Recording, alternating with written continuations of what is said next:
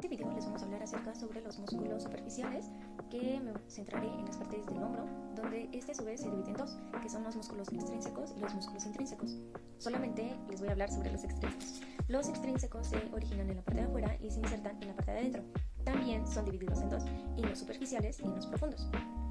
En los superficiales está el trapecio, que se divide otra vez, pero en trapecio superior, trapecio medial y en trapecio inferior. El trapecio superior se origina en la protuberancia occipital y en el tercio distal de la clavícula. Se inserta en la apófisis espinosa de T7 a L12 y su acción es la elevación y retracción de la escápula. En el trapecio medial, su acción es la retracción de la escápula y en el trapecio inferior solamente la rotación de la escápula. En el dorsal ancho, este se origina en la apófisis espinosa de T7 a L5 y en las últimas tres costillas. Su inserción es en la corredera bicipital, su inervación es en el nervio toracodorsal y su acción es la abducción y extensión. Los músculos extrínsecos profundos son divididos en tres, que es el elevador de la escápula, el romboides mayor y el romboides menor. El elevador de la escápula se origina en el proceso transverso de C1 a C4. Su inserción es en el ángulo superior y borde medial de la escápula.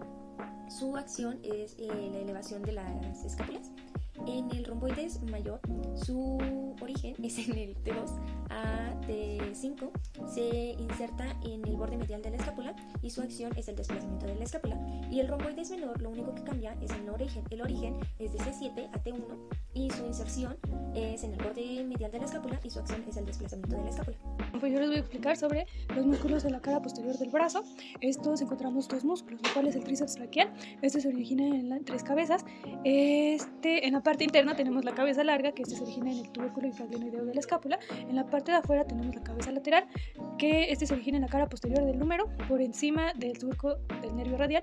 Y en la parte media tenemos la cabeza medial, que se origina en la cara posterior del húmero, por debajo del surco del nervio radial. Su inserción es en el olecrano del cúbito. Su función o su acción es el músculo principal de la extensión del codo y la extensión y abducción del hombro. También tenemos el olecrano, que se origina en el epicóndilo lateral del húmero. Su inserción es en la cara lateral del olecrano y su porción proximal es en la ulna o del cúbito.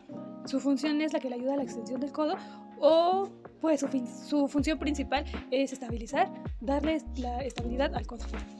Con los superficiales también tenemos a lo que es la cara anterior del antebrazo, donde es el bíceps braquial, el braquial y el coracobraquial. El bíceps braquial tiene dos orígenes, que es la cabeza larga y la cabeza corta. La cabeza larga se origina en el tubérculo supraglenoideo de la escápula y la cabeza corta en el proceso coracoides de la escápula. Su inserción es en el tubérculo del radio y la expansión aponeurótica. Bicipital. Su acción es la flexión del codo en supino y la supinación del antebrazo. El braquial se origina en la mitad distal de la cara anterior del húmero y en la tuberosidad de la ulna. Su inserción. Su acción es la flexión del codo.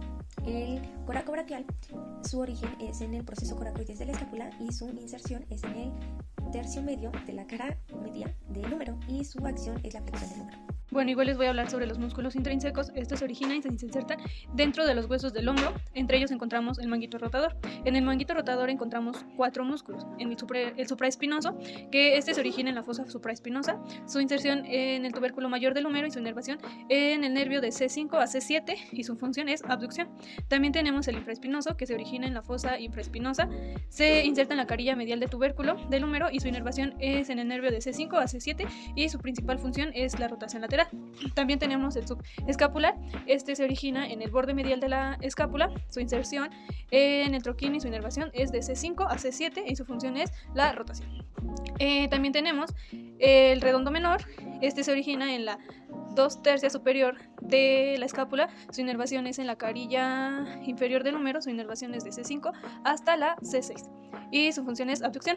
Igual tenemos el deltoides, que se origina en la clavícula, en el acromio y en la porción superior de la escápula. Su inserción es la tuberosidad del deltoides y deltoidea. Su inervación es en el nervio axial de C5 hasta C6 y su función es abducción del brazo. Y por último tenemos el redondo mayor, que se origina en el ángulo inferior de la escápula. Su inserción es en el intertubérculo del húmero y su inervación es en el nervio subescapular inferior de C6 a C7 y su función es aduce y rota el brazo. Mencionaremos los músculos superficiales, que se dividen en los componentes anteriores, que son los flexores y pronadores. Tenemos también el componente posterior, que son los extensores y supinadores. El componente anterior se divide en 3 secciones, que es la capa superficial, la capa interna y la capa profunda. Hablaremos primero de los músculos de la capa. El pronador redondo se origina en el epicóndilo medial del húmero y en el apófisis coracoides del cúbito. Tiene como inserción la cara lateral del tercio medio del radio y su función es la pronación del antebrazo y la flexión débil del codo. El flexor radial del carpo, su origen es el epicóndilo medial del húmero y su inserción es en la base del segundo al tercer metacarpiano. Su función es la flexión de la muñeca y la desviación radial. El palmar largo se origina en el epicóndilo medial del húmero y su inserción es en la aponeurosis palmar. Sus funciones son la tensión de la aponeurosis palmar y contribuye a la flexión de la muñeca. El flexor cubital del carpo se origina en el epicóndilo del húmero y el olecrano del cúbito y tiene como inserción el pisiforme y ganchoso y base del quinto metacarpiano. Su función es la flexión y desviación radial. Hablaremos ahora de los de la capa profunda. En ella encontramos el flexor superficial de los dedos, que se origina en el epicóndilo medial del húmero y apófisis coracoides del cúbito y borde anterior del radio. Su inserción es en los falanges medios de los dedos del segundo al quinto y tiene como función la flexión de los dedos o la flexión de los metafalángicos. Ahora, hablando de la capa profunda, encontraremos el flexor profundo de los dedos, que se origina en la cara anterior del cúbito y la membrana interósea.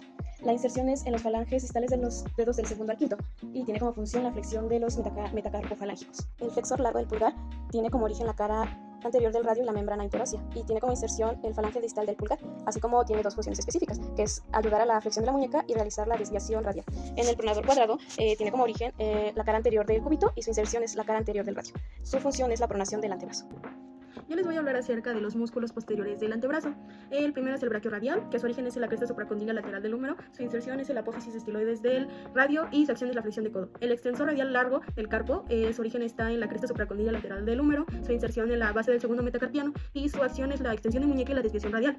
El extensor corto del carpo es igual, su origen en el epicóndilo lateral del húmero, su inserción es en la base del tercer metacarpiano y su acción igual es la extensión de muñeca y la desviación radial. El extensor de los dedos, su origen es en el epicóndilo lateral del húmero, su inserción pues es en las falanges medias y distales del segundo al quinto dedo y su acción pues es extender del segundo al quinto dedo. El siguiente es el extensor del meñique, que igual es su origen en el epicóndilo lateral del húmero, su inserción es en las falanges medias y distales del quinto dedo y pues su acción es extender el meñique. Y por último es el extensor cubital del carpo, que su origen es en el epicóndilo lateral del húmero, su inserción en la base del quinto metacarpiano y su acción pues es la desviación cubital.